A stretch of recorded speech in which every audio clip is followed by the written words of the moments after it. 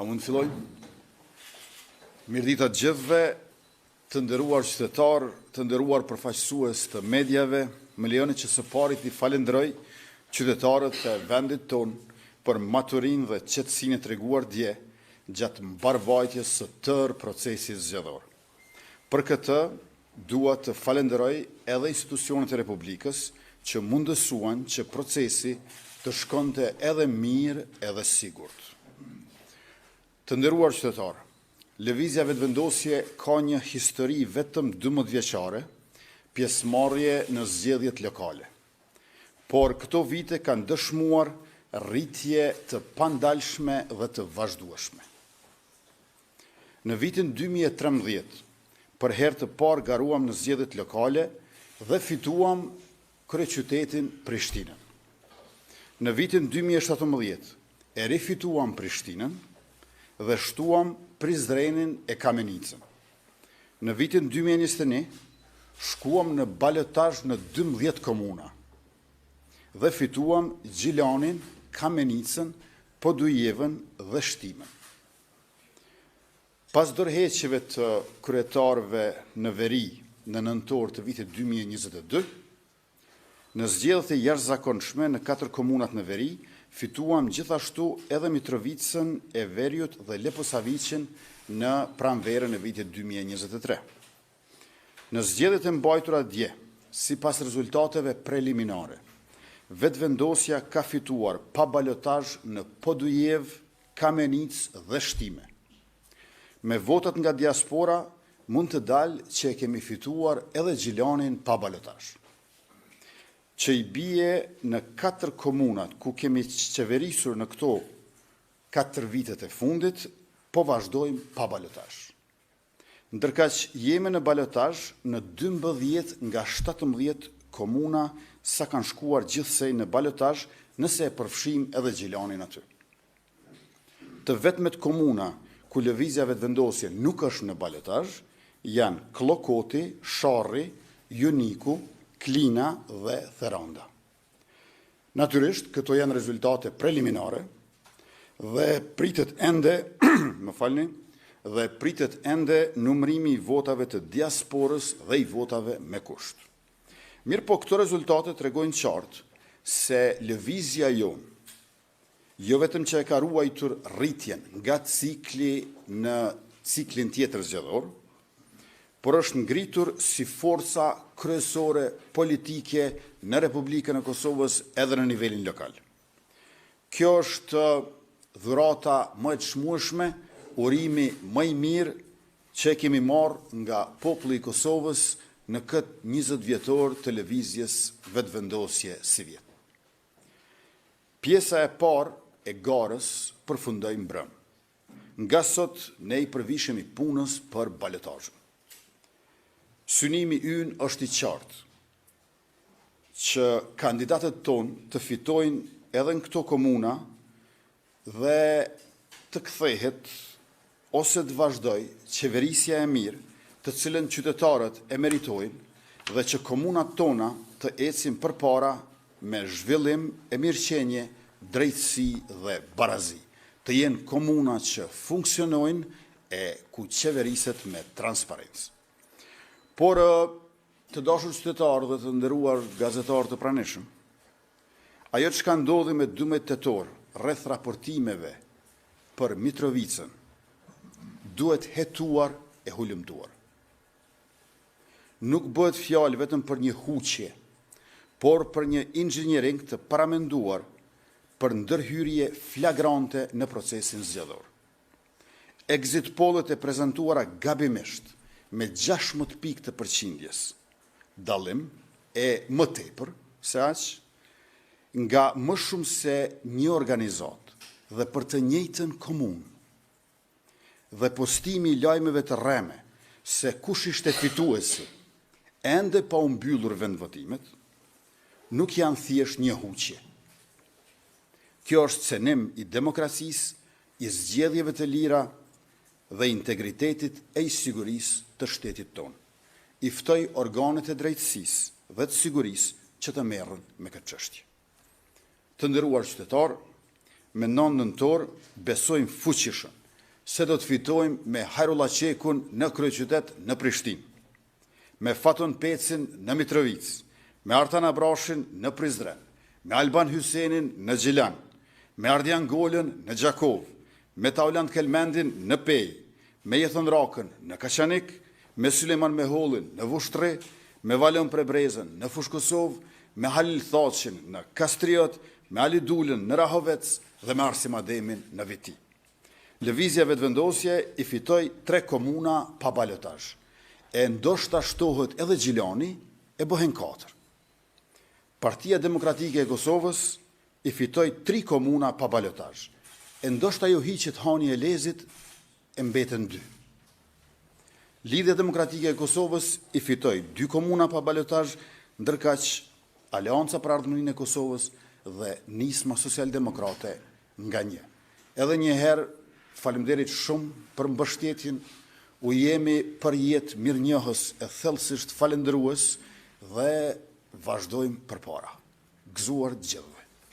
E tash mund t'ju përgjigjemi pyetjeve tuaja. Urdhëroni zot. A keni do të bisedime apo me kënd mendoni që do të bashkëpunoni për balotazh? Sepse dihet që pastaj për balotazh vazhdojnë bashkëpunimet me parti tjera në mënyrë që të fitohen zgjedhjet. Dhe a është i mundshëm një bashkëpunim konkretisht në Prishtinë me Partinë Demokratike të Kosovës? Fokusi lëvizjes vetëvendosje gjithandej tërkohën është qytetari i Republikës edhe si banor komune.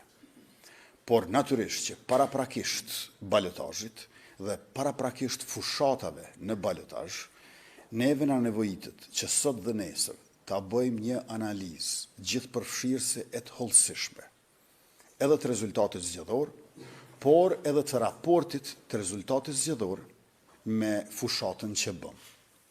Vetëm pas kësaj analize, do t'i bëjmë planet dhe përgatitit e duhura për rrugën përpara, gjithnjë në bashkëpunim aq të ngushtë, saqë në udhëheqje me kandidatët që i kemi në balotazh. Urdhëroni. A janë këto rezultate brenda pritshmërive që lëvizja vetëvendosje ka pasur para datës 12 tetor? Dhe kur jemi te çështja e bashkëpunimeve, një bashkëpunim i tillë pritet edhe për çështjen e qeverisë, në qenë se veç jeni në këtë apatin në rrjedhës prej 15 ditëve, a keni zhvilluar diskutime me ndonjërin nga subjektet politike, apo keni hequr dorë nga subjektet politike dhe po diskutoni vetëm me deputet individualisht, pasi ka qenë nga vetëvendosja e përmendur si njëra prej metodave për të siguruar 61 votat e nevojshme për qeverinë e re? Rezultati i këtyre zgjedhjeve është shumë i mirë. Vrejni me kujdes. 4 komunat ku ka qeverisë vetëvendosja. Podojev, Shtime, Kamenic, Gjilan. Çfarë mbështetje madhe popullore për kryetarët tonë atje. E para. E dyta, rezultati është shumë i mirë, sepse jemi gjithandej në balotazhe. Dhe jemi subjekti i parë edhe për nga numri i komunave që ka fituar pa balotazh, por edhe për nga numri i komunave ku jemi në balotazh. Plotësisht të kënaqur dhe në përputhje me pritjet do të jemi veçse në mbrëmjen e 9 nëntorit. Atëherë kur do të krimtojmë fitoret pas balotazhit. Ndërkaq sa i përket qeverisë qendrore, dita e fundit kur do të mund të mbahet seanca e kuvendit ku unë prezantoj kabinetin e ri qeveritar është 26 tetori. Këto ditë jemi të përqendruar maksimalisht në analizën gjithëpërfshirëse dhe hollësishme të rezultatit të zgjedhjeve lokale. Por shumë shpejt, qysh në këtë javë, do të fillojmë komunikimin dhe bisedat edhe për qeverinë qendrore. Sepse Kosovës i duhet edhe një mandat i qeverisë sonë, i duhet një mandat i ri i qeverisë sonë, neve na duhet një mandat i ri në përputhje me rezultatin e 9 shkurtit së vjet.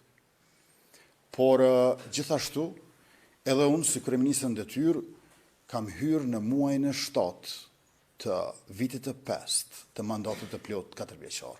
Dhe duhet të kemi një mandat të rregullt, i cili padyshim që do të filloj, por sa ne ta nxjerrim në seancë kuvendi përbërjen e re të qeverisë Kurti 3.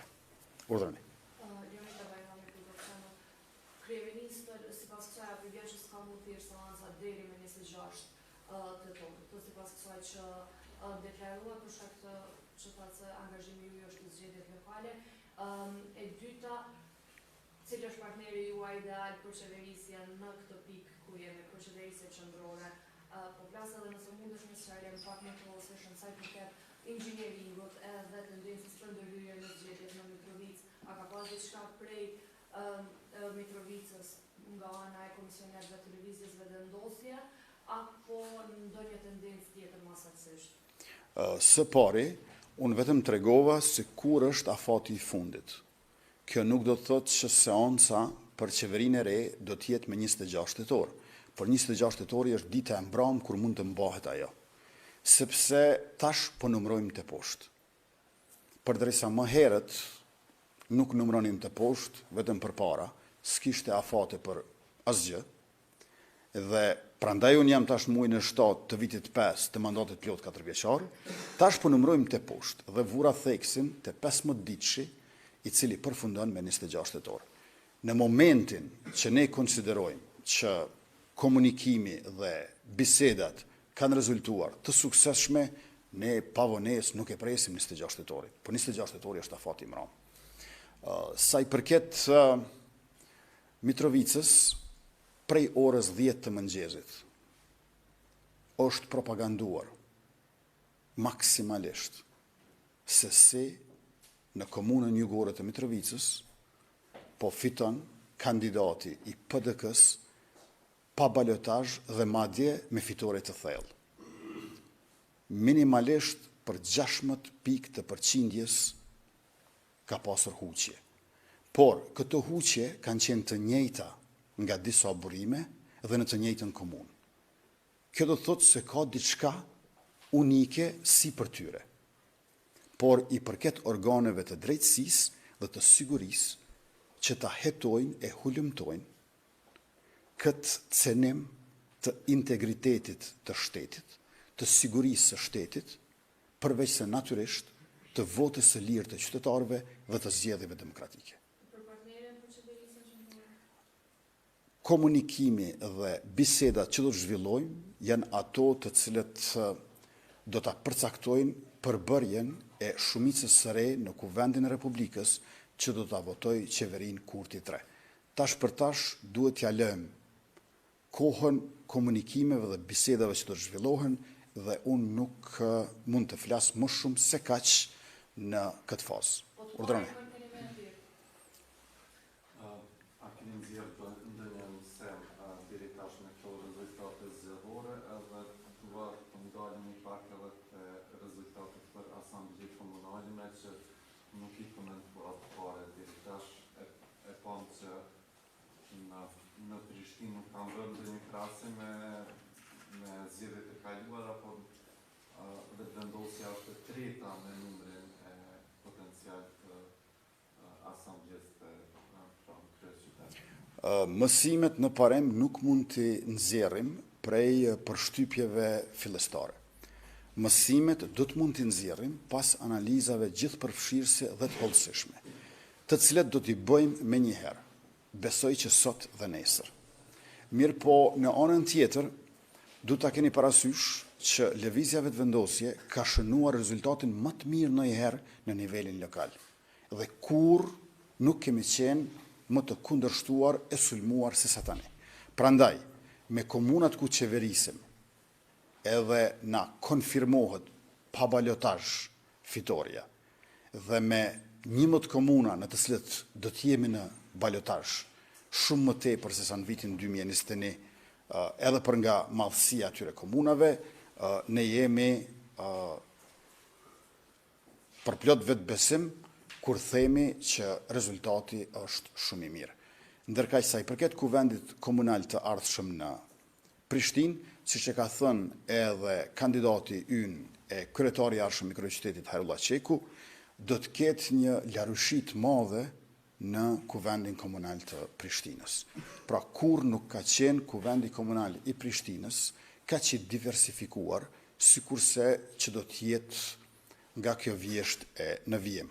Por, mbase, ajo që ka mund të ketë ndikuar, është fakti që me partnerët tonë, Partin Guxo dhe Partin Alternativa, në kryeqytet kemi garuar ndarës. Dhe ka mundësi që ky garim ndarës ka pasur një çmim të këtill. Kjo është një përshtypje fillestare e imja, e cila nuk do të merret si konkluzion i analizave të cilat do të bëhen sot të nesër nga lëvizja vetëvendosje. Urdhëronjoj. Duke u bazu kandidatët që i kene, ku mendoni se do fitoni në Prishtinë apo në Mitrovic? Edhe në Prishtinë, edhe në Mitrovic dhe jo vetëm. Ku do të qëgarojmë, do të synojmë të fitojmë dhe jemi përplot besim që balotazhi do të shënoj edhe një ngritje të radhës të vetëvendosjes në nivelin lokal. Urdhëroni.